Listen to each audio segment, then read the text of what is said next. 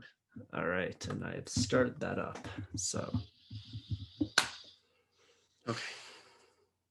Welcome everyone to a brand new episode of the Rubber Gum Anime Podcast, where I am the gum and my friend August here is the rubber. And today we are going to come at you with a brand new episode. Today we are going to be talking about some very, very curious things under the umbrella of the Code Geass franchise. We've been teasing this for a very long time. Our thoughts on this franchise are storied and complicated, so we are in for a ride today. Specifically, we decided to cover Code Geass because we have interesting opinions on the franchise and because there is supposedly that is in the works right now and is supposed to come out this year, a new Code Geass show that we know pretty much nothing about other than the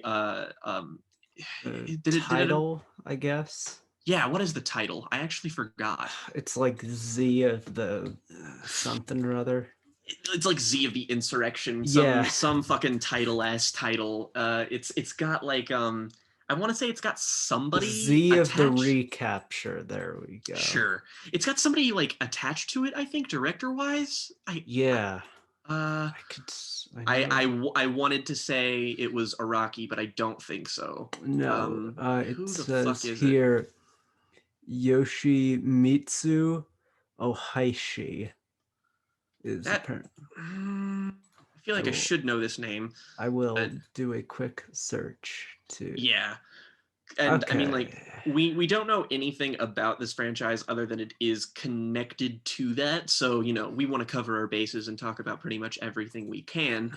And one of the best ways we wanted to brush ourselves up on this was the recap movies. So he apparently directed Infinite Rivius. Oh, that's really good. Okay. Yeah, so I'm a little bit more excited now, I must confess. Interesting, yeah. Now that this has a new slate to start with, I'm definitely down. But we specifically this time wanted to broadly capture our feelings on Code Geass, and we wanted to talk about specifically the recap movies, because this is another sort of phenomenon in anime that, like we talked about on the Hunter x Hunter episode where we were talking about spin-off movies for like actual properties, is that in that same vein, there are also recap movies. This is a phenomenon that's not exclusive to Code Geass. A lot of times people just kind of make a supercut of a season of anime. They'll release that as a movie and people will buy it because for the exact same reasons they'll buy the side movies, because, you know, mindless consume. And yeah, we're not going to have an introductory segment this week because we are recording these in bulk. It's been like 2 days since we recorded the last episode, so neither of us have done anything of note.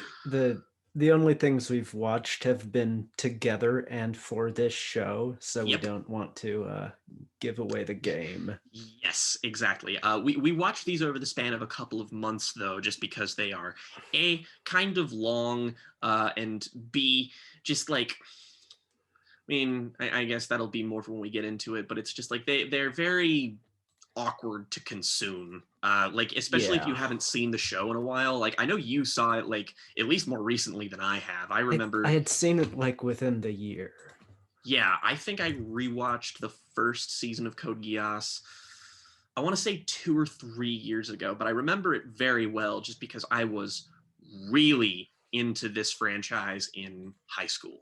That was just sort of something I came across when I was consuming like the canon anime classics. I was going through things like Death Note. I was going through things like fucking Fate and all this shit.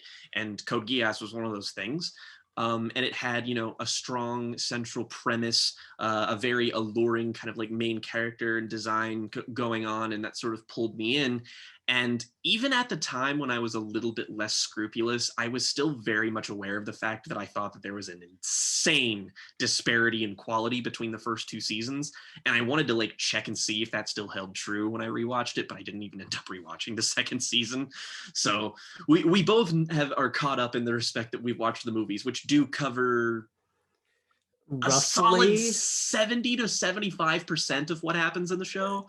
Granted, with some weird distortions and omissions here and there. And a few glaring, exceedingly pointless changes. Yeah. But yeah, so I think it's important that we got to lay the groundwork here, kind of like with Hunter x Hunter, just because Code Geass is like it's a pretty big, sprawling, epic thing. I think this is one of those things. It's like it's primarily known and at least referenced now because like those tweets that come up every once in a while. They're like eyes and Hunter x Hunter and anime Netflix adaptation, and it's always like best main characters. Lelouch 9 times out of 10, 9 times out always of on 10, there. we get Lelouch, and V Britannia. the show also comes up frequently for one of the most interesting vestiges of the early 2010s internet in the I'm at soup clip. Fucking I think that even fans of Code Geass, we can meet in the middle here and say that that is the greatest piece of media, not only of Code Geass, but maybe of the medium of anime itself. It's Yeah. I'm at the soup store. Why are you buying clothes at the soup store? Fuck Fuck you! It's comedy gold. We definitely need to do like a retrospective of going back and looking at like AMVs and like anime memes in like the early 2010s and late 2000s, because that was a time and I remember it very vividly. But that's sort of this is a very popular, and like, make no mistake, this is an incredibly acclaimed series. Like last I checked, that at least R1 had like an 8.8 on IMDb, like something ridiculous, and R2 isn't that far behind it, I don't think. And I'm sure my anime list looks on it pretty favorably too. I believe my anime list, contrary to our beliefs, and we should establish this right off the bat, R2 is the more favored season there. Uh-oh.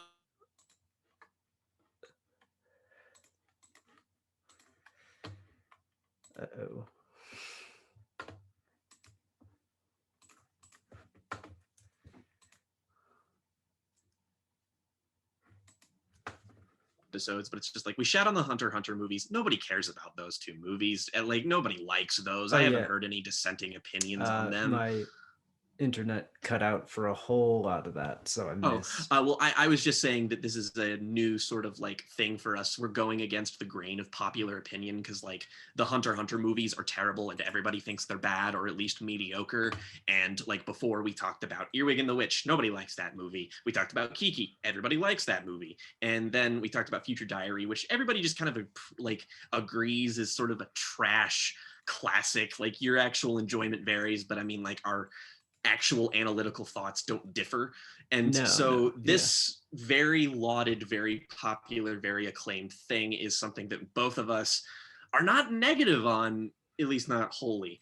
But we are supremely mixed on, in even it's at its best moments. So we acknowledge that, and Code Geass fans, if you're willing to listen to us, we promise we're going to be at least semi-coherent with what we have to say. But this isn't just a shit fest. I think the show has many terrible things in it, very specifically, but I also think it has many great things in it as well.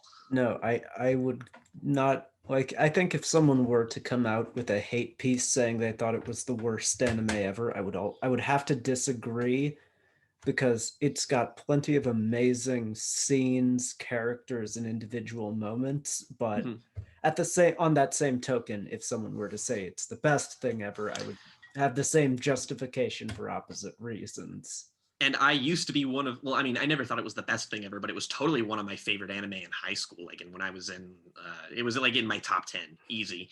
And I think it's very strange, just because it's so emblematic of that time, that I don't really hear many people talk about it now, in the sense that like, oh, I just watched this. It's really more of them talking about maybe when they were younger and watched it. So, I'm not trying to say that all of your thoughts are invalid, but maybe some people look at it with some rose-tinted glasses, just a tiny itty bitty bit, because I just think that there's some things about it, like, we definitely have decidedly more negative thoughts on both seasons, but even season 1, which has the most great things about it and in it, and all the solid things that I like mostly, it definitely has its drawbacks. But if you were to come out and say that you didn't like either season, I would still say that the ending of R2 is still good enough to put it above like anything that you would label as the worst thing ever.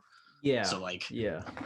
and I think we should get the most interesting thing, not the most interesting, the least interesting thing out of the way, which does sort of lead into something about it, which is the technical aspects of the show, because the technical aspects of the show are the technical aspects of the movie, because it's just re-edited footage. And Grant with some notable exceptions, but with some other parts that'll probably be in like, we'll do like a segment of like things that they might have changed, but this is definitely very like the story itself. It's quite emblematic of the time it came out in that it was pretty impressive, I think, when it came out. And looking on it in the year 2021, definitely hasn't aged super well, but at the same time, I also would not, I'd hesitate to call it bad. Even though there's a lot of things about the show aesthetically I personally do not get on board with. I think it's the is it Clamp? Is that what I'm trying to yeah, think of? Clamp. Those character designs, the like really skinny, really angular, really Like sharp character designs. 70% legs. 70% legs and arms that are like go down like lower than people's knees. It's it's a bit getting used to, and I'll be frank, I definitely, it's not for me. It doesn't really hinder my enjoyment of the show, but it's just kind of like, No, it's if this was animated in a different way, I definitely like it more. I guess, and it's not even necessarily that. It's just that the mechas are designed with regular proportions, Hmm. which really throws me off sometimes. Yeah, I never actually considered that it's like there's kind of a disparity, because if you took the same mechs in the show and put it in like fucking Iron-Blooded Orphans, it wouldn't be out of place. They just look like mechs. And like they should look different and cooler and skinny. Like even if I don't personally care for that character design, it's a little kind of disparate, I guess, in like Yeah, aesthetic. But it's also kind of like the on a more like general level, aesthetically, it really reminds me of Revolutionary Girl Utena, in the sense that like everything is very opulent and baroque looking, and it has this very bright color palette about it, but it also can kind of like, it gets sort of weird in its more fantastical moments. So there are parts of it I kind of like, and I think the direction and editing is generally quite solid. Asterisk, in the show, in the in the show. show, not the movies. We'll talk about that, but the editing in the show is quite on point. It's quite well paced. It's a very easy show to consume. There's a lot of it, but it's like one of those things. Like it's like the equivalent of a Stephen King novel, how it's a page turner. Like this is Yeah. an like a binge all of these in 2 days kind of I show. was gonna say exactly that it's a show where I think the Netflix era has done it favors in that, Mm-hmm. and this goes for my viewing of it, where I was just like, I would just watch like 13 episodes a day, and that was my day. And it's a great show for that. It's just got, yeah, this really great pacing and flow to it, in a way where it also can, that pacing and flow can also disguise some of the show's problems, except although they become a little more apparent in retrospect. But Yeah, it's definitely better than a lot of the things that we talked about on here that are bad. Are, it's nowhere near the Hunter x Hunter movies. It's nowhere like, Future Diary had pretty average everything, but I'd say it's still a pretty like something that came from, it's sort of the same era. It's definitely made a little bit better than that.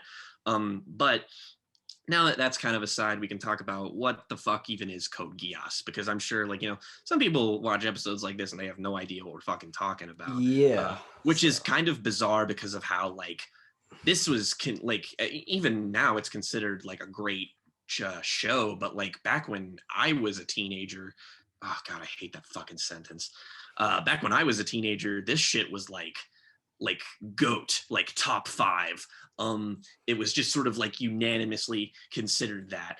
And it's strange to me that like some people are just, like everybody's talking about shows that are just sort of in this vein and they'll sometimes forget it, which is odd. But like the sort of premise of Code Geass is that like at some point, it's kind of an alternate history thing where like at some point, um, they don't really specify it in terms of like super duper specifics. Everything's just kind of like, with the exception of Japan, everything is kind of like sanded over in terms of like actual terms and country names. But like Europe specifically, a place called Britannia, which, you know, Britain, colonizes most of the known world through warfare. Like they go through America, Mexico, Canada, parts of Europe. They like just, there's like this map and it shows you where their influence did. One of the first places they took was Japan and Tokyo. And that place is now removed of its identity and called Area 11. And basically the story is about aforementioned protagonist Lelouch v. Britannia is a prince in the royal family, and the royal family is enormous, and most of the princes and dukes and duchesses are like members of the like army, they're like generals or whatever, who serve under their father. And Lelouch is one of said princes, but he's very young. And what happens is that along his mom is murdered, his sister is traumatized to the point where she can't see anymore. She's not actually blind, but she just like can't open her eyes, and she's like kind of like really disabled. Weird plot device, especially with how it's used later. But yeah, her sister is becomes like so traumatized she can't do anything.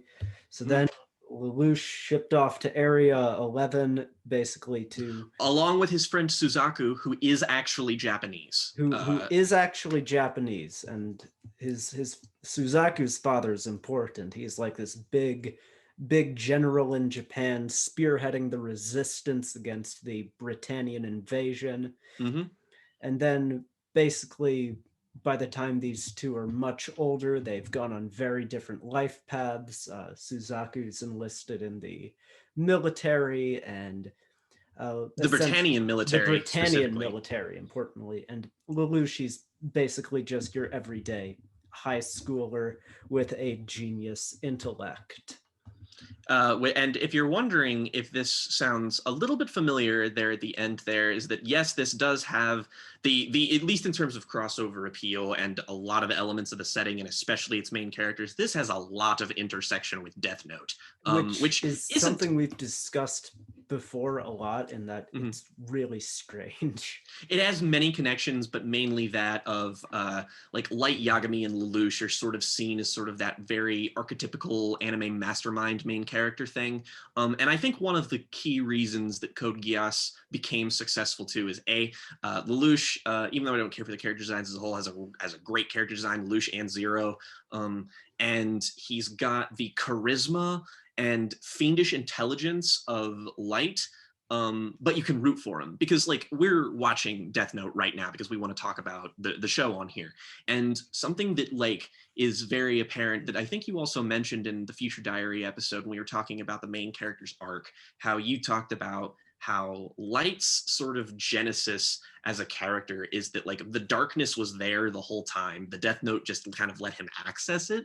And that's very apparent. In that first episode, the first thing Light does is just stare aimlessly and think he's just like, the world's rotten. It's like he was a sociopath before this all happened. Yeah. And Lelouch, however, is like sympathetic. He has like a very tragic backstory, and he has that intelligence, and he's way more like Code Geass deals with a lot of moral gray areas, but it's also like he's the version of Light you can root for.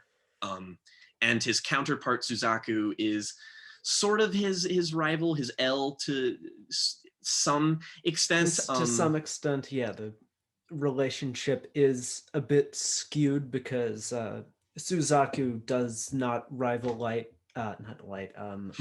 L in terms of having a genius intellect as well. In fact, you could possibly argue that he goes in the complete opposite direction, and Suzaku is a complete fucking moron. But that's personal conjecture there. That is definitely one of the things of Code Geass that bothered me from day one, is that I just hate Suzaku, which like I understand his purpose in the show and he serves that purpose, but it's also just like his purpose is to be the most like annoying character possible, because it's like when you have him juxtaposed against Lelouch, who again is Light you can root for, and then you have Suzaku, who's this unlikable little shit, and it's just like I can't root for you the same way I can root for Light and L. It's like Yeah. 100% with Lelouch. There's like Suzaku's this idealistic person who's like, oh, I want to change the system from within rather than be a part of the resistance. And it's like the show sort of interrogates that, but not really. Like there's never an avenue for him to actually do that. And the issue is really that Suzaku's position is just inherently laughable. Yeah. Because, like, in the real world, if I were to tell you you want to change ISIS, join it and change it from within. It's like in the real world, that's the dumbest position ever. But the show drama. needs drama to prop it up, and it actually like makes it work for him for the most part. Yeah, it definitely, at least in the first season. And so basically when we get to like the premise is that it takes place after the sort of time skip where we see Lelouch and Suzaku grown up, and Lelouch is a fiendishly intelligent high school student who one day unwittingly becomes involved in the resistance because they attack this supply depot that's like traveling back and forth, and they like hit that, and he sort of becomes embroiled in it and like falls in this truck, and the thing that the resistance was transporting is this machine and a girl, and nobody really knows what the girl's deal is, and the girl's name turns out to be C2, which that's a whole fucking whatever. That's for when we actually review Code Geass. Yeah. We'll go more into depth and watch like the show for preparation when the new thing comes out. So, you know, if you want us to expound in more detail, that's on the horizon, but we're trying to cover it in more broad strokes today. But C2 is a character who's very mysterious. She's sort of like the light, airy, irreverent character who like sort of basically she's Ryuk. I was gonna say, yeah, that's about the best comparison. Like the advisor who's like kind of invested, but like not really. I guess the difference between her is, I guess Ryuk's more of like a chaotic neutral type character.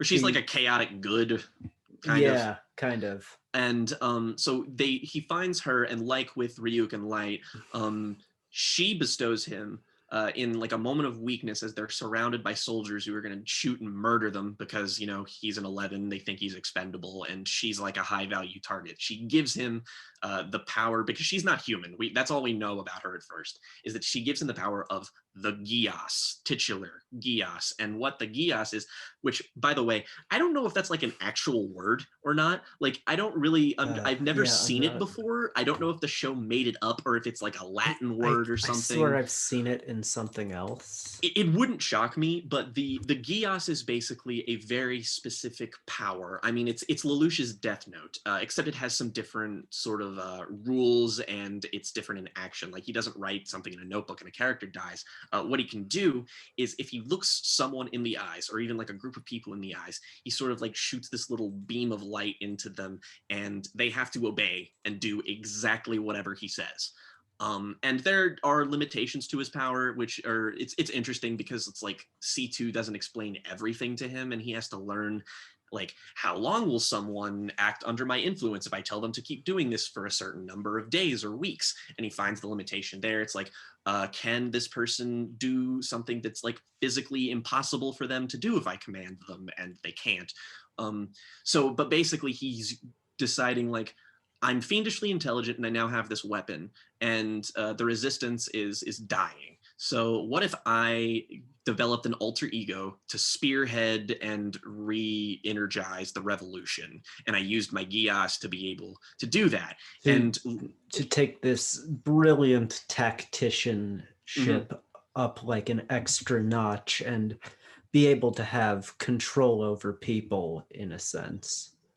And I think one of the reasons we were so hard on all of Future Diaries clashing sort of like tactics, be they in the first half or the second half of that show, is that we, you know, you sort of have Death Note, which is like the top tier version of this, where it's just, you know, characters, rules, and trying to figure out how to manipulate. And it's like, it's really, really tight, and you understand it. And it's very like didactic and almost like workmanlike in how it's explained to you, so that you can always know what the stakes are.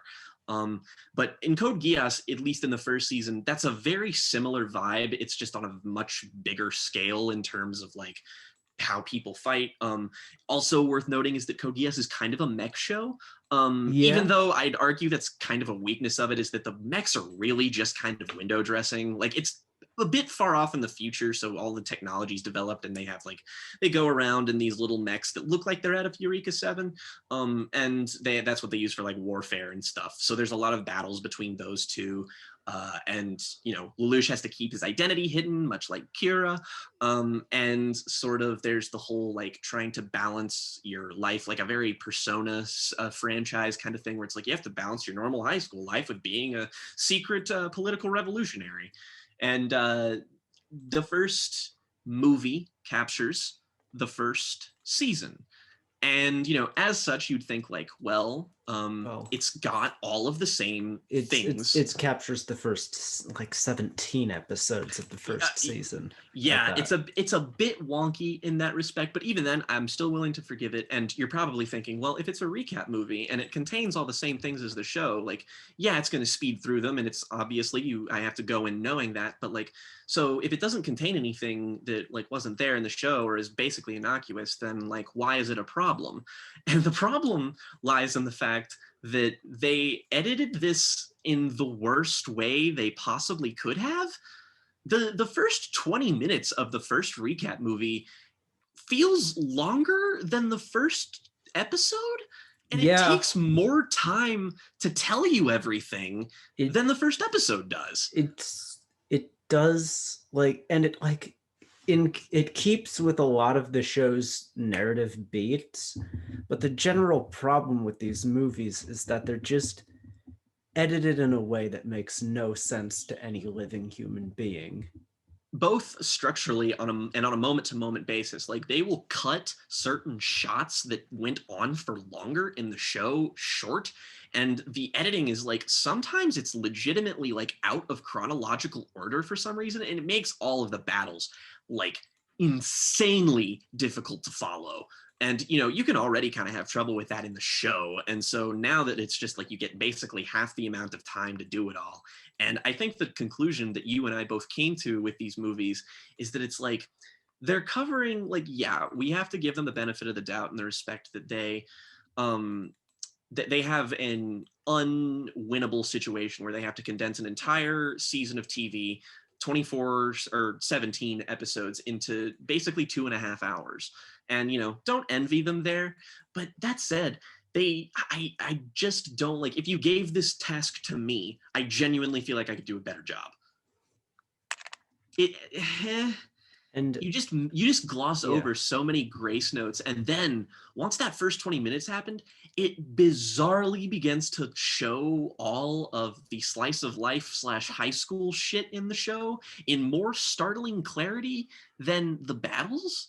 And that's the worst part of the show. It's quite strange that it takes this approach, because it's like you'd think in a recap movie, which you're making for people who have seen the show, why would you cut down on the battle stuff? Because what's most fascinating, especially about the mech fights, is like the tactics and all of that which goes into play, and just the geography of the locations you're in, and understanding who's where, who's doing what. And these movies do a terrible job at conveying that. And that's like especially horrible in the third movie, where they have to like compress the last 8 episodes of battle scenes into like 2 hours.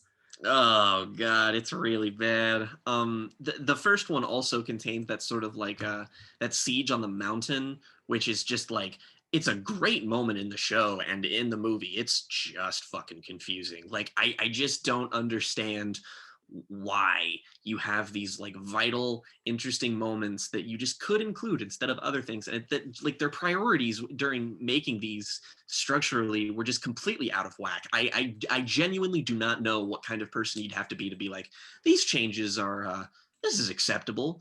Like, it baffles me, and I'm like, I'm not going in expecting a masterpiece. I'm not even going in necessarily expecting something good, but what I am expecting is for this to be a good enough version of what I'm getting. It's just like, oh, a recap movie. This is so I can watch these quickly and then move on to whatever comes next. but it does a bizarrely bad job at doing that because there's always a bunch of shit in the next movie that like happened in like the middle of the first movie that's only just now showing you. Yeah. And there are some really just bad choices of what to admit. Like in the first movie, they omit the entire arc where like Lelouch has to battle the past student of like C2s. Yeah, They yeah, he admit like that takes whole them arc. hostage on like a fucking ski lift or some weird shit. And but the problem with omitting that is that then means you have to admit a scene where fucking Tits McGee, the orange-haired one, Oh, where you have to admit the scene where she gets brainwashed and captured by him, uh-huh. but then she's conveniently out of the show for a while, so they have to edit in this new like one pickup scene, this like 10 seconds of new footage to explain away that entire plot line. But then that leaves an even bigger hole because we never see that guy again. He just Mm-mm. disappears. And I remember we were both like, is this going to be relevant later? And it never is. It's the No. strangest thing. And like, first of all, two things. I like how you called them Tits McGee because I was just going to call her Orihime because she literally has the exact same character design as Orihime for Bleach, like the long hair, the big boobs, the like even the personality in some respects. But it's like she is emblematic of everything that is wrong with both seasons of the show, and that like Lelouch's friends in school and all of the high school shit, I just don't give a shit. I really don't. Like, you have this high concept political thriller where you've got like really potent drama, really potent tactics, and then it switches to be like fucking Oron High School Host Club half the time. And I'm just like, none of these people are characterized. It's like one's like the basic token lesbian character who we'll revisit, we'll circle around back to that. There's just like a bunch of characters who just show up at random points. There's like that one comic relief friend guy with the weird hair, blue-haired guy who is not important to any scene ever. There's the stereotypical like blonde class president character. Oh my god, it's like these are not characters, these are sandpaper. They're to even say they're archetypes lends them too much credit because I don't know what they're archetypes of. It's just like in appearance, sure, but like the only two that are important are the token lesbian like much later on, and a character who was already not introduced to be in high school. That's Karin. It's like she is a member of the revolution. I don't care that she's in the same high school as Lucia. It doesn't matter. And also Karin is just a woefully uninteresting character who the show is just dedicated to showing you her ass. Her ass, so much. Her titties. We gotta see all of that high school body. Every angle when she is in a mech is just like, bro, just put this on a body pillow already and like move on. This is like so distracting. And I mean, look, we've made the point before on this show that like, look, I get it. These characters are drawn to be like 20, whatever. I mean, I don't have a qualm with it, but it gets to the point where I'm like, okay, seriously, I don't care. Move on. Yeah, that's the thing. It's like, it's not even that it bothers me because it's like distasteful or exploitative or no, it's just like, it just takes me out of it. Like, there's this insane battle happening and there's like people are dying and shit, and then suddenly it'll just be like close up on Karin's ass, and it's just like, what tone is this, man? What are you doing? This is serious. Like, why are you just doing this? And we've got to do these just camera angles constantly, and I mean, the movie makes sure to cut in every single one just so. That was paramount. Like the subplots that it drops, it's like, nah, fuck that shit. Karin's ass, fucking play them at half speed. This is the subplot we need to see. Oh god. And like, there's just this weird sense of like, if you're a utilitarian person like me and August who appreciate really technically refined things that are like really like where everything is in its right place, like where it's tight, where it's like it works like a Swiss watch, and there's just so much extraneous shit in this show, and then the movies bizarrely include all of it when they could have cut it. It's like, sure, it still wouldn't be as good as the show, but if you took that 2.5 hour long movie and excluded all of the high school shit, all of the fan service, you basically have a decent film. I could say you could get it down to like 2 hours ish. Mm-hmm. I mean, Totally. and that's fine. I mean, I still wouldn't call it like great, maybe not even good, but I'd say it more successfully served its function than it was supposed to, or ended up doing rather. Yeah, and I just don't really like there are the parts where it's like updated new animation to like try and fill in the gaps, but like, and that's only in theory, because as August and I pointed out while watching it, is that like all of the new animation is glaringly obvious that it was made like 10 years later. Like it, like the color design just changes on a fucking whim, and like the animation's just better, and like the character designs are a bit more sleek, and then you're watching it and it's like, oh, there's this new scene, I can tell, and then you watch it and it's just like, well, why was that even there? Why did you add that? Why did you take manpower to include this completely erroneous thing that I didn't even need to know? Most bizarrely, however, is when in, I believe it's relevant in the second movie slash third season, like the end, or not third season, second season, but like in that sort of final third, is that like in the show, Lelouch's love interest, again, this is the Orihime character, and like everyone else, she's underdeveloped, and her connection with Lelouch is just unbelievably tenuous, and I do not buy their romance for a single second. But like, she gets killed in the show, and then in the recap movies, she is retconned to have never died. Yeah. And I just like, she's not even important. Why is she here? And it's like they'll add her on top of the existing ending scenes for whatever reason. Like, it always bookends it. It's just like, why did you show me this? And I don't get it. And it's also weird because like, and these movies are in their own continuity essentially, and they lead into the like Resurrection movie that we're going to talk about shortly. And it's weird because this is all technically the canon of the show right now, which is why we do not watch the movies, is because when the new show was announced, it's just like the timeline is that of the movies and Resurrection. That is all canon. So but I got nothing. Like point is that even in that movie, she serves no purpose and is a pointless character. So why change it at all? Just cut her out. Like, there's never even like an attempt. Like, there's never even like a hackneyed attempt for Lelouch to be like, oh, what about my friends? I have to pray to her. Like, he doesn't give a shit about them. Like, and it's not like an indicative to his character. He's not like callous or cold. It's just like, he just has to put up a front around people, and he does. And he's semi-friendly with people just to maintain appearances. Like, I never get the impression that his connection with those people is one that's worth displaying.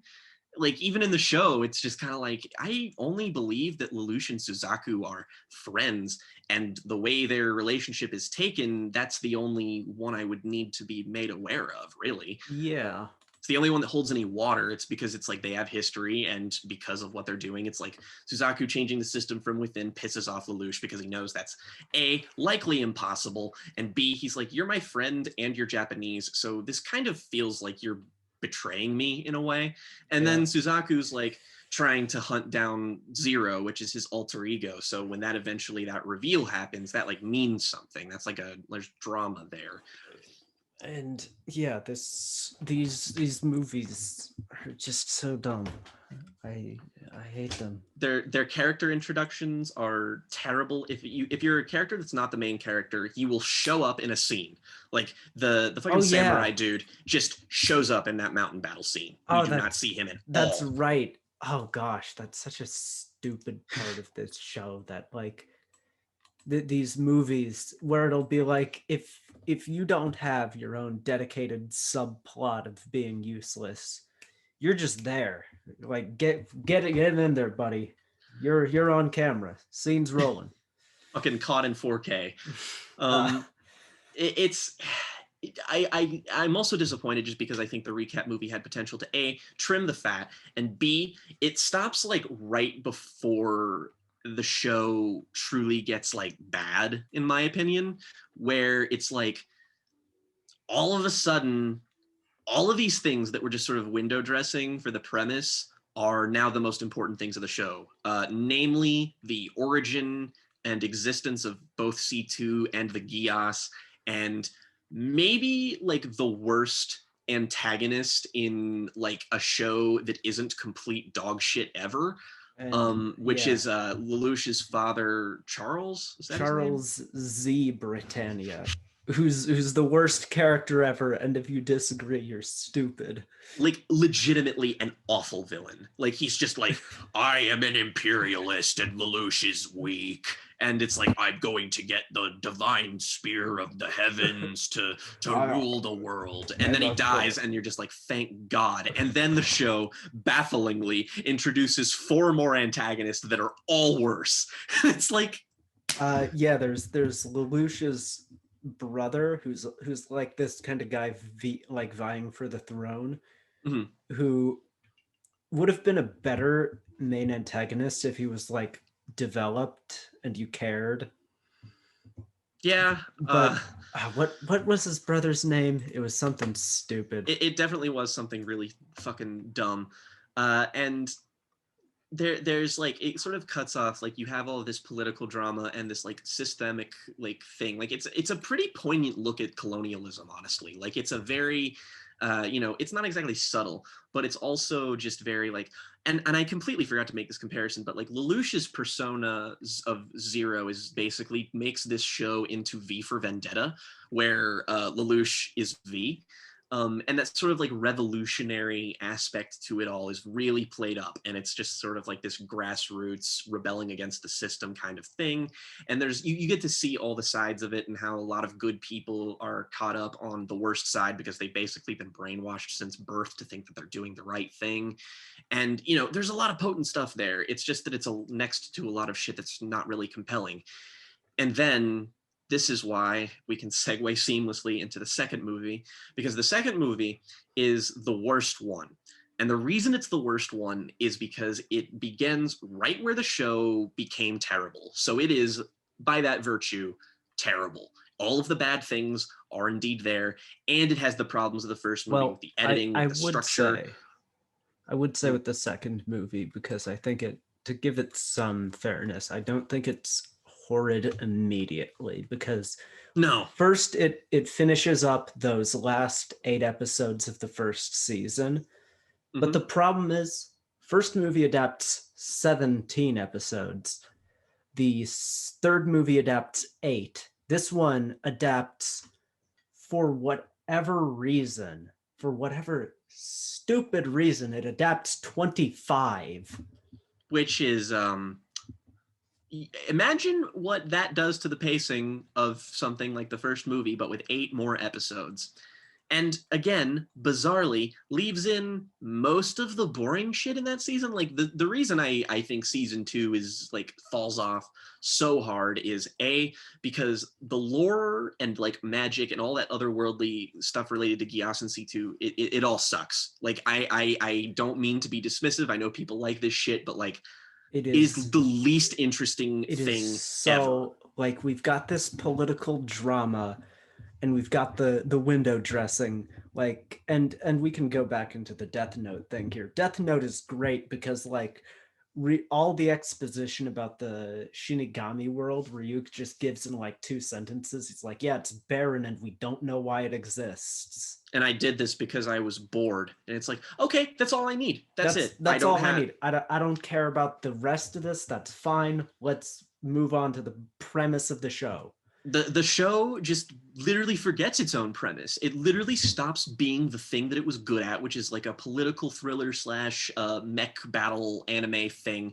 And it did have some potent moments of like drama and stuff with people like Euphemia and Suzaku, which and there's is a lot funnier with Euphemia in the movie because of what happens, and it's like not built up to it all. So it's like you see her hanging out with Suzaku in like 2 scenes, and then there's the scene where Lelouch accidentally uses his Geass on her, and she takes a fucking P90 machine gun and just murders a stadium full of Japanese people. And it's like, this was always ridiculous, but like without the build-up, this is fucking hilarious. Like in the show, it's a great moment because it's built up to, and you're like, drip Oh fed me God, this is information there. fucked. This is going to ruin everything.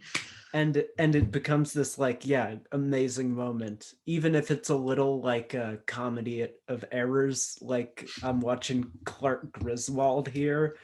uh It's just the whole second season, a comedy of errors where every character is Chevy Chase. There's literally an episode where they fucking like there's like a carnival episode and it's like they're trying to chase a cat. oh, that's the first season, I think. Yeah, that's one of those moments where it's just like, guys, And that's in the movie, and they doing? don't cut it out, even though that's a terrible, stupid episode, and who cares? It was like, again, this is just so like, the people making these clearly did not understand the appeal of them. And to some extent, I feel like the audience, I mean, not to bemoan people who like it, but it's like, I feel like perhaps you don't realize that if a bunch of this shit was cut, it would be a lot better. Because like I would deem the first season of Code Geass as like a pretty decent to strong 7. I think a lot of it's pretty great. I'd feel similarly. I might even bump it up to an 8 myself if I'm feeling generous. But it's a good show is the point. Like we've been nitpicking it a bunch, but this should be the underlying point. We both generally like the show. Yeah, and I mean, like, there's a reason it became popular, and I can see why. It's just that if you removed all of the things that are boring, it goes from like a 7 to like a hard 8, which is a pretty big deal if you ask me, just because it's like that really makes it or breaks it in terms of whether or not I'm going to say I love something. And then you have that second season and second recap movie where it's like just almost astonishingly bad in how everything is worse, everything's in a different order, all the specifics are completely fucked up, and then that you and I pointed out that last hour and a half is fucking rough. Like they just shove so much shit into it. And because what you need to understand about the second season is that like the first 16 episodes are just a remake of the first season, ostensibly. Basically, it's the same thing. And it's the exact same thing. It's cramming all of that into an hour and a half. And the first movie's already bloated, but you want to see them try and do all of the same things, but in an hour and a half of runtime, it becomes a nightmare to watch. It's borderline unwatchable. R2 is basically just, it's a soft remake, except everything about it is worse. Like pacing, characters, just where the story goes. It's mainly due to the Geass shit that I really hate it, is because it just keeps insisting that these things are important. And I'm like, nobody watched this show to figure out who C2 was. I didn't watch this show to learn where the Geass came from or why Charles wants to get this divine thing and why Lelouch's family is connected to all of that shit. Like, I just don't care. The drama of this is it's not about villains. It's like what we said with the fucking we said about Death Game stuff, is that the system is the villain. Exactly. I don't need it to be personified. It's like Lelouch is literally like, the most potent villains in the show are people who, like, they're Lelouch's siblings, and they all have like a very particular outlook. They all have very striking character designs. All of them just sort of like they're caught in this machine, and he has to fight them. That's cool. Yeah, what's interesting about this is not that these people are inherently evil, it's that they have motivations that are more complex and serve themselves rather than Lelouch's goal. Which is ostensibly him being like a man of the people. Like he's trying to give a voice to the underclass. And he's doing so by being like pretty morally gray. He goes pretty overboard in some instances, but I will attribute that more to nuance, just because it's like, you know, one of the things that does hold up about Lelouch in terms of at least the first season is the fact that he's just very well realized, and he's very motivated, and you always know why he's doing what he's doing. And you're sort of like, it's got that Kurapika thing where it's like they step over the line a couple of times, but you're really with them 90% of the time, and you're like, I can't really fault you for this, but you're still like one bad day away from becoming a genuine villain. Like you just need a little bit of a push. Yeah, no, and that's what's so interesting about it. But yeah, and then in this second and third movie, I should mention, like these movies have that same problem of we gotta have the villain be just like big bad evil man with a target on his face.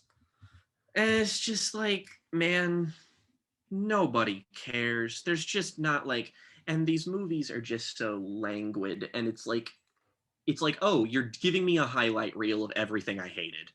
Um, and everything proceeds along, like the show just sort of like, it goes so far up its own ass with its lore and its conflict, and it's like the low point of the show for me, and the low point of the movies, is when Lelouch is at direct odds with Nunnally, because everything they do with her character is fucking wrong. Like she's just a different person at that point in the show, and I just sort of refuse to get on board with the fact that she would ever, like, I know that the show obviously like probably builds this up more, and like it just sort of makes more sense if you're going to take it this way, but like the Nunnally of the first season, I just don't believe she would ever be at odds with Lelouch, because I mean, like, the reason it works with Suzaku is just kind of because he's an idiot, and you just sort of like, yeah, okay, I mean, I buy that he would do this. But Nunnally, on the other hand, who is just like, her sole character trait is she's fucking naive, I guess.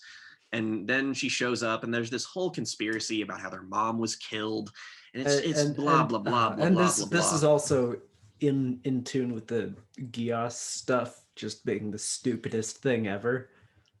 And then, importantly, we're not going to completely shit on R2, because we both definitely came to the conclusion, even before we watched these, is that the tragedy of this franchise and the tragedy of season 2 is that it is genuinely, I think it's fucking bad, like really bad, approaching Future Diary levels of bad. The only reason it's not as bad is because it's not as offensive.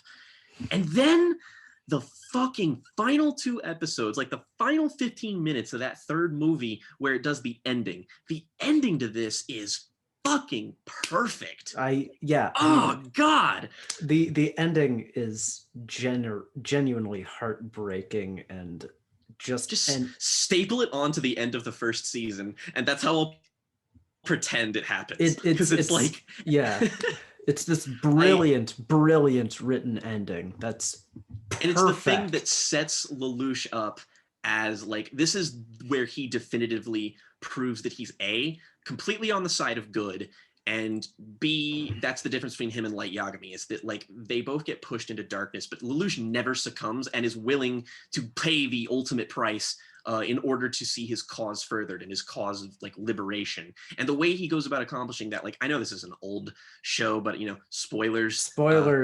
Skip this if you don't, if you care. And it's like, it's really iconic too, so everyone has to have seen it. But basically, Lelouch takes it upon himself to be the most hated man in the world. Once he gets the upper hand and becomes like the Emperor of Britannia, he puts on this sort of facade that he's lost it and is basically the exact same as his father, who everybody also hated. So he becomes this pariah on purpose so that he can tell Suzaku and give him the Zero identity. He's got the whole like V for Vendetta thing going on now. And Suzaku, who they've reconciled at this point, and they're friends again. Suzaku, after reconciling with Lelouch, has to murder him in front of everyone in order to basically send the message that it's like, okay, the queen's dead, long live the queen. Like, we killed the man in the world who was emblematic of all the evil of society, and everyone can start over now, which is great. Like, that's that's one of those few instances where Lelouch's "I planned this all along" really works, and you're like, oh, okay, this makes sense. Yeah, and there's this one great shot where like you just see like Suzaku and Lelouch staring each other down one last time, and you see Suzaku's like tearing up and crying, and Lelouch just smiles, and it's this brilliant moment that perfectly conveys every emotion in the scene, and it's like, wow, that's brilliant. The problem being, of course, it's bookended by dumb long fights that suck and are lame and you don't care, which these movies, as we've made the point of, does not make any better. Yeah, the way you fix this show is you cut out all of the extraneous high school shit. You cut out all of the Code Geass lore and shit. You take everything about that first season that worked. You staple the end of season 2 onto it, and there you go. You've got a great story. But you also, like, in order for this to hit harder, it's like I'm glad that Suzaku and him do like reconcile beforehand because it makes for more potent drama. But like, imagine if their friendship consisted more of Suzaku just being an idiot, because Lelouch has to put up this front of normalcy, and he basically just kind of lies to him the entire time, and that dynamic just is kind of static. I wanted them to have more interplay, and I wanted them to be like, I wanted Suzaku to be a bit more doubtful of himself, maybe, to just show that like he also has a facade where he's just like, I'm the most competent knight in all of Britannia, and I have the special mech, and I'm fighting from within the system to improve the system, but secretly like doubts his ability to do that. It would mirror Lelouch perfectly, but it doesn't, and it's like, that's how you fix it. No, that makes that's everything better.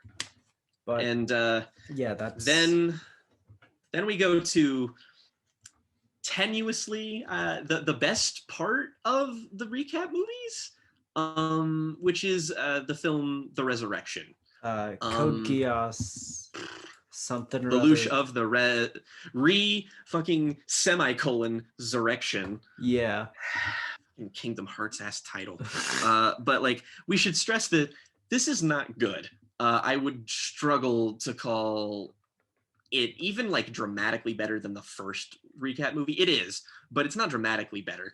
And it's completely new content. Like, this is adding to this is the end. a new story, a new movie. And it extends after Lelouch's death. Well, his death. His death, because spoilers in this movie, he's alive and he faked his death somehow. Which, you know, I think at and first he has amnesia for the second time. Fucking because he's had amnesia twice in this show, and it's... so many people do. So many people, because of the fucking Geasses. Stupid, what's that one lady's name? Valletta or something? Oh, fucking, yeah. And then there's like 700 other people who do. But the Resurrection movie, like, from the get-go, you find out that like Lelouch is alive. So you already run the risk of putting me off, because it's like you had the one good thing about the end of season 2, which is this really great sacrifice, this really good scene, and then you just bring him back, which off-put me a lot.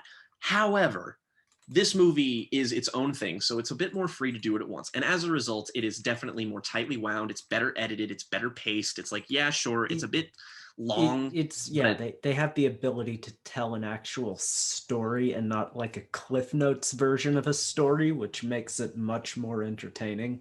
The animation is also markedly better. The thing they do with Lelouch is basically like, while I still probably would have preferred him to actually be dead and then it just sort of be everyone else, is that what they do with him is the best thing they could have done, which is after he gets killed, basically he goes on the run with C2, and now their dynamic completely flips on its head, and Lelouch is basically like, he's near catatonic. He's like in a state of complete weakness. Like, his brain barely works. He's not even really able to talk at first. Like, all of these things just like happen to him, and you see this guy who had control over everything, and then he's brought to his lowest point. For people who want a reference, it's kind of like how Dale Cooper is at the beginning of Twin Peaks season 3.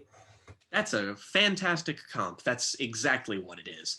And as a result, it kind of like, I just sort of wish the movie, like, it wouldn't be, just because it's very blockbuster, very big, very large ambition and scale, but it's like, I would absolutely watch a road trip movie with C2 and Lelouch and like just them. And he's like in that state.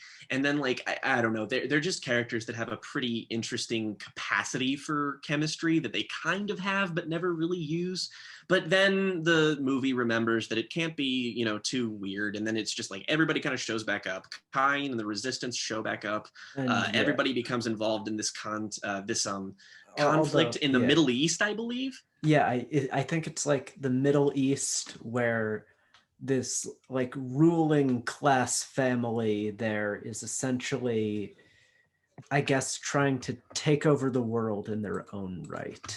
It's basically like it probably wasn't intentional, but it's the exact same thing as the real life United States and like Iraq and Iran, where we basically supplanted our own dictators there, and then they just stopped being on our side because we put them in a position of power. That's what happened with them with Britannia, is that Britannia put these particular people in power, and now that Britannia crumbled, they basically want to rule the world. And there's so the main lady's got a Geass, and she a wants to power like find vacuum has one. been created, it's been filled, and yeah, of They have course, to find a way to kill them, and the odds are against them. So their priority is to get Lelouch's mind back. the main villain's Geass being that she can reverse time 8 hours backwards.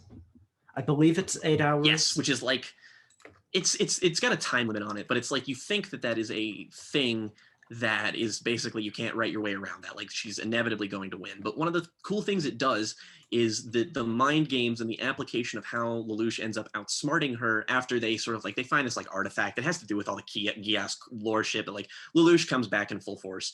And that's something I want to give the movie credit for. It gets the lore stuff out of the way fairly quickly.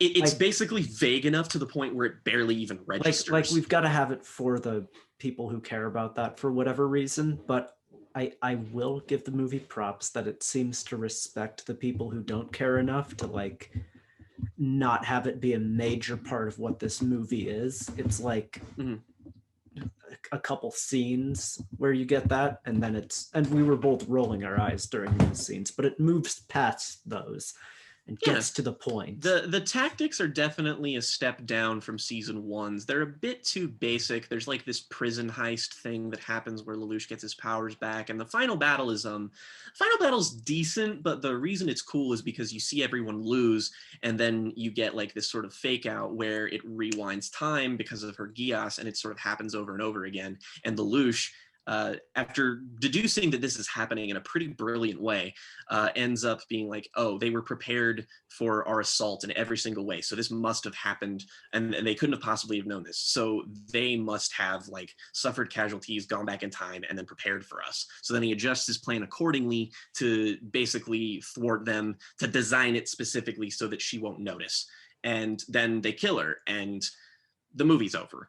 So it's like, it's just barely good and enjoyable, but again, like just barely. And I mean, I think that's what we appreciated most about it, that it did what it needed to do to get the point across, and it's a movie purely for fans of the show. It's meant to satisfy people who like Code Geass as an intellectual property, and I will give it that it does its job at that, and it gives you like all the scenes. It gives you a scene with every character, so Lelouch can be like, hey, I remember you did blah blah blah, and the character's like, oh, Lelouch, blah blah blah. But it's very fan servicey, and I mean, there are anime movies of shows I like that do that same thing, so I'm not going to be too harshly critical of that, because I can understand. At this point in our viewing, we were just so fucking burnt out on repeating content that we were just like, oh my god, something new. Like it just like, even if it was fan servicey, we're like, I'll fucking take it at this point. Honestly, that's the best way of putting it, that it's like I'm happy with what you're giving me, because it sort of evens everything out and creates a clean slate of sorts, which is appreciated. And it's just like, I'll give it this. It was decently enjoyable. And in terms of fan service, there's not just character stuff, is that Code Geass has a lot of like weird nudity in it. Like there's just straight up full frontal nudity in the Resurrection movie, which is just like, okay, that came out of kind of nowhere. Also some weird like incest plot stuff. Yeah, that's also weird. If you want to tackle this show's politics in the first 2 seasons, it's pretty sound, it's pretty anti-fascist, all that kind of shit. But then this movie, its portrayal of people in the Middle East is probably not great. I didn't really pay attention to that personally, just because I was too focused on the fact that I wasn't bored as fuck. But if that's the kind of thing that might bug you about this, tread lightly. It's not, they're not idiots or anything. In fact, they're probably the smartest antagonists in the entire show. They're honestly like the best antagonists in the show. I mean, look, low bar, but I will take it because They get the job done. they've got a motivation that I can understand, and like they don't need to be much more than just motivated characters opposing our heroes and trying to fill this power vacuum which Britannia has left. Like that's a real world thing. I get that happens. I get why it's happening here. I can be satisfied. It is a spin-off movie in a respect, and it definitely succeeds where the Hunter x Hunter movies fail in that regard. Is that it is at the end of the day a very flawed story that is still at the end of the day much worth telling. And that's I can only applaud that. It does have very select moments of that sort of intimate direction that I suggested they take with like a road trip thing. Is that there's this really great exchange between Lelouch and Suzaku when like he gets his memory back and everybody kind of gets together at like this party thing and they're all in this town and they get a scene with each other where they just sort of talk about shit and how everything changed and of course they're on like a rooftop because you gotta be. Good mood setting. It's just like, this is the stuff where it's like, if the new show decides to have like an abundance of moments like this, because even Code Geass in its best moments in the show, recap or not, it does lack a lot of connective character tissue for me, because it's like, it's almost suffers from the fact that it, like the show don't tell rule, but like in the opposite direction, and that it's like, it shows almost too much, and I wish it would slow down and tell me a little bit more, because it's like, there's a huge untapped mine of potential with these people and how they interact that's just never really capitalized on. So I like that they've maybe shown a sign that they'll do it later. Yeah. Maybe. No, I mean, those scenes are the best in the movie, because I would say they're probably the best in the movie, at least for my experience, because it's like actual characters, as you say. Mhm. And it's also just like weirdly satisfying to see all of the characters like actually anxious and worried about what's going to happen, because they're like, yeah, we don't know. we don't know what she can do. We don't have the best grasp of their military forces. Yeah, I just hope the new thing is a refinement of that. Like, I just want a better version of that movie in a season of TV. That would work well. I think you could do that super duper well, even if it is just a repeat. Like, at this point, I'm willing to forgive a repeat if it's a good one. That's, again, low bar. It's also considerably better animated since it's newer. It looks nice. Direction's pretty good. Editing's pretty good. They kind of ease up on the character designs a little bit, which I definitely think is smart. Kind of secretly hoping that they sort of take a new art style in the new show, but I'm not going to hold my breath on it.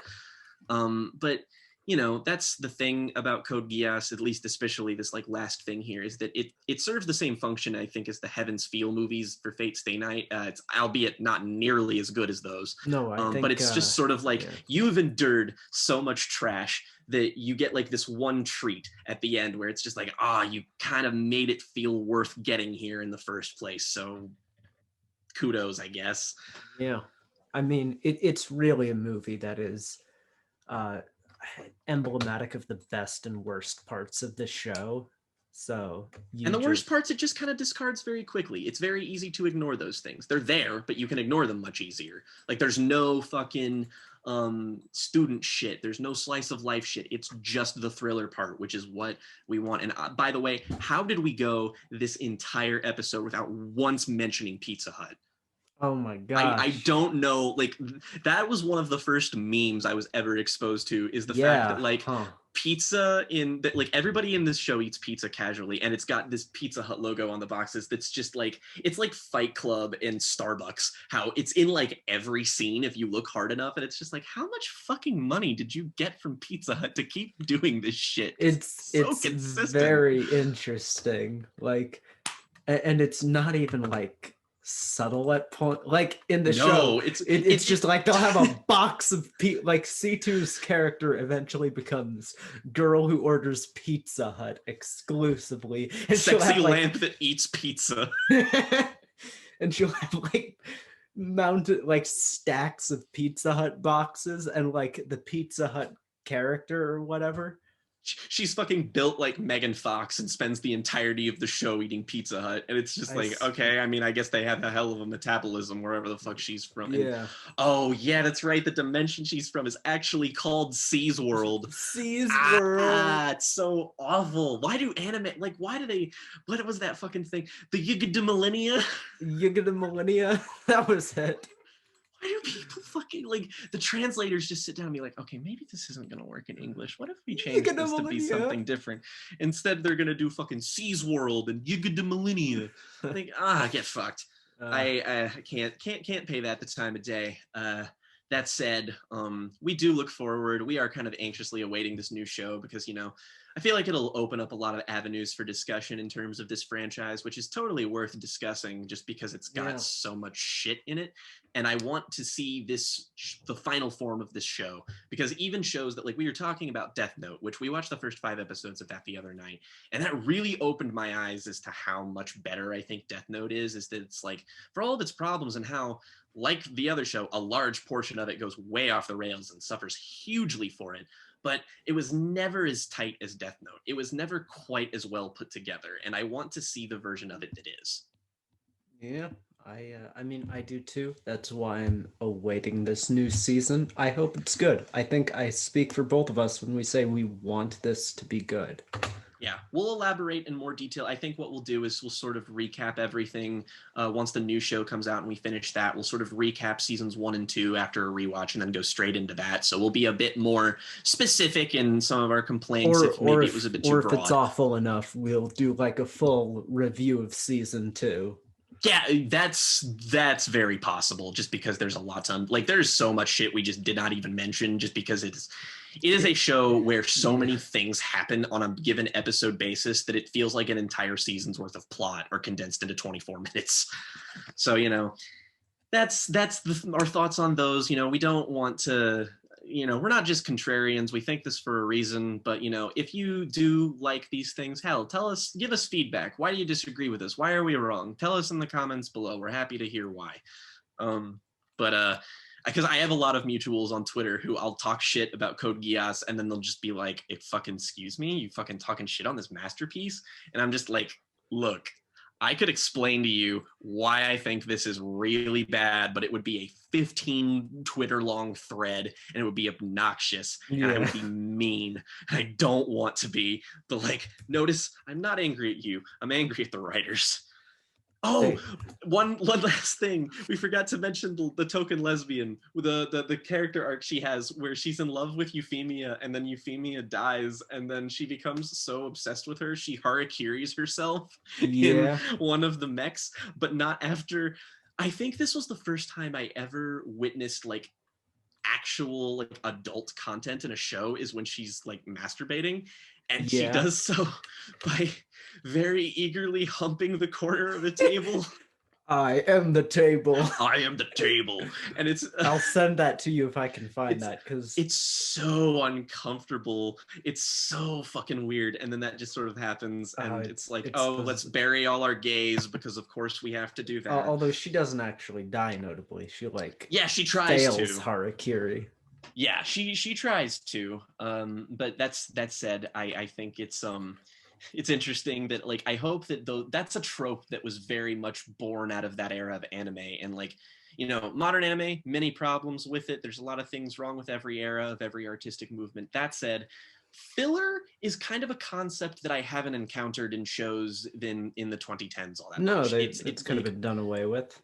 Yeah, which is good. It's kind of like the CD era of music where everything was like, every album was like an hour and 20 minutes in the 90s, and it was just fucking unbearable. And and you had 10 minutes of silence. Yeah, and it's, you know, filler, like I want that to be done away with. I just want the sleekness. I would like all of these things but gone. And like Death Note is close. It's close to that. And I've heard things like The Promised Neverland kind of follow in that vein of being like a non-battle battle anime where everyone uses like their minds to outwit people, and you sort of see that in the spirit of other things.